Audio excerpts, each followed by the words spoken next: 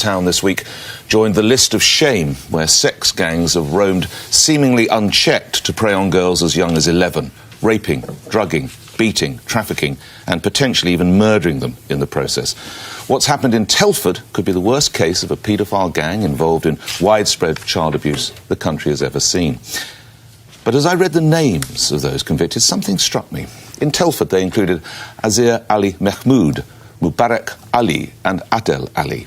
In a similar case in Rotherham, Razwan Razag, Adil Hussein and Zafran Ramzan were among the guilty. To Rochdale now, Mohammed Amin, Abdul Aziz and Mohammed Sajid, among others, were convicted. And now to Oxford, where it was Anjam Dogar, Kamir Jamil and Zishan Ahmed ending up behind bars. Now, a very broad reckoning of the guilty shows around 80% are men of Pakistani and Bangladeshi origin. Well, a couple of observations then. Why do they appear to view white girls as objects to be traded and even disposed of? And what is their community doing about it?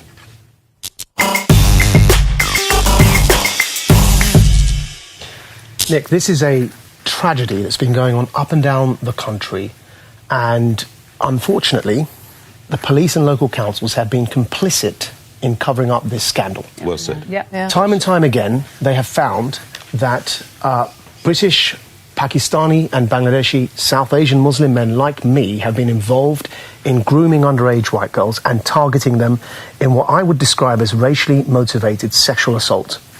And for fear of racism, the local politicians for fear of losing votes, and the police for fear of being sacked by those local politicians, have been hiding this situation. And of course, then it led to a national inquiry. We know that because the conclusions of the national inquiry were the same. I'm going to read to you something, because Telford could well be worse than what happened in Rotherham and Rochdale. And yet still, despite that, we have the superintendent for Telford and Wrecking, Tom Harding, saying the following. He said that what I would say is sexual offending across Telford and Wrecking is virtually identically proportionate to the breakdown of society. So it's not one particular section over others.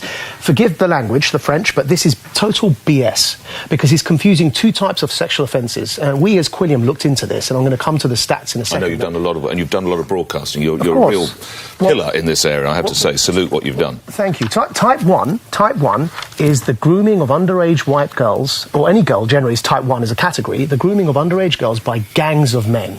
Now, in Type 1, where the grooming gangs are involved, it was found in our research that we found, I'm going to put this up on the screen for you, that 84% of those involved in Type 1, which is gang grooming of underage girls, were, what it says there, South Asian. To be specific, they were Pakistani and Bangladeshi Muslims, right? Type 2, which is, I hate to use the phrase, ordinary paedophilia, what we normally understand by the word paedophilia, is representative of wider society. So one statistic found it was about 87% in Type 2, which was paedophiles, 87% were white. Another found 100% were white. But of course, that's not surprising because the vast majority of the country is white. What's interesting is the disproportionate figure of 84% hailing from my background. Why that's interesting is because roughly only 2% of the country are Pakistani and Bangladeshi Muslim men who are responsible for 84% of collective grooming of underage white girls. You'll respect that. I must get other people involved. A fantastic body of work. Carol, I saw you nodding as I was going through the list of names. What particularly sickens me on this is that, in all of these places that you've mentioned, the police, the social workers, the care workers all knew what was going on. They couldn't pretend that they didn't. This has been going on since the 90s. And yet they chose, because of what you're talking about, Majid, because the biggest crime is to be accused of discrimination against ethnic minorities, they chose to throw these young girls to the wolves. And I want to show you. I just want to show you a bit of film here from the MP of Telford. What has happened in the past is it's not been clear both to local authority or to the police that what is being reported is a crime. And I think procedures have improved. I think practices are now different, but there are still young people coming forward who feel that their voices are not being heard. You see, that to me is absolute nonsense, because these girls have gone and made their voices heard for decades and no one was listening. That is a really disingenuous comment, because these girls had no way. It's not just a case of somebody grooming someone online. Some of these girls, as young as 11, were dragged into filthy, dirty houses and gang raped by men. They were perfectly aware that was a crime. And compare and contrast with another Labour MP in Rochdale or Rotherham who made the point and was promptly sacked from the front bench for talking in the sort of terms that Majid has. We must get others involved. But just let's say over Telford, 2 of the whistleblowers who tried to protect these girls were fired. All right. So Lucy Allen, the MP we just heard from, she has called for a public inquiry, and it seems that there will now be one. And it's important to say she has been calling for an inquiry since 2016. So there has been one. Before we were all talking about this, she was talking about the true scale of the abuse in Telford. But there's been let's just hear from Afua. Yeah, on you go. So I think anybody with any decency is absolutely appalled and horrified by these, and anybody who cares about children being safe has to speak out about this and say something is going wrong where we see these patterns replicated up and down the country. And I agree with everything that Majid has said.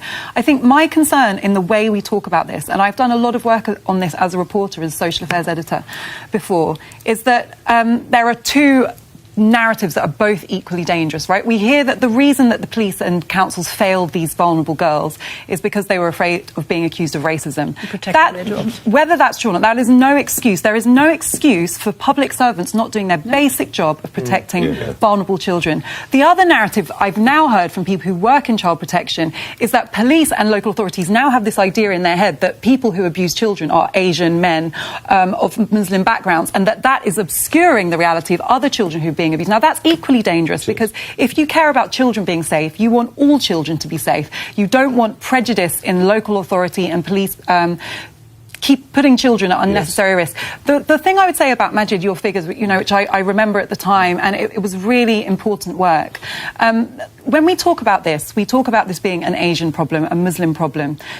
100%, according to the NCA, of paedophiles, so not people who exploit vulnerability, but people who are just sexually attracted to children, are white. That's type 2. Okay.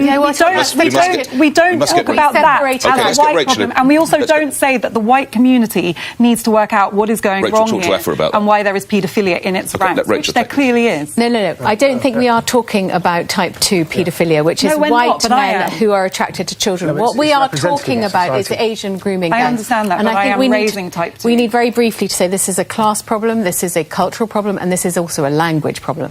Religion as well, by the way. Also religion, because firstly on language, these are paedophiles who are raping children. Okay, let's just accept that. And these are not women, these are not girls in relationships with their abusers. And this is rape. The language around child prostitution is very damaging, because there's no such thing as child prostitution. They mustn't call the girl victims prostitutes. They are rape victims of rape. They are and they were dismissed in this case. Culturally, we have to understand why this goes on in this country. But finally, we haven't talked about class, and the reason why the authorities turned a blind eye and threw these girls under a bus or to the wolves was because they were, as it were, in an underclass. They thought these girls are out of education, they've been failed by social services.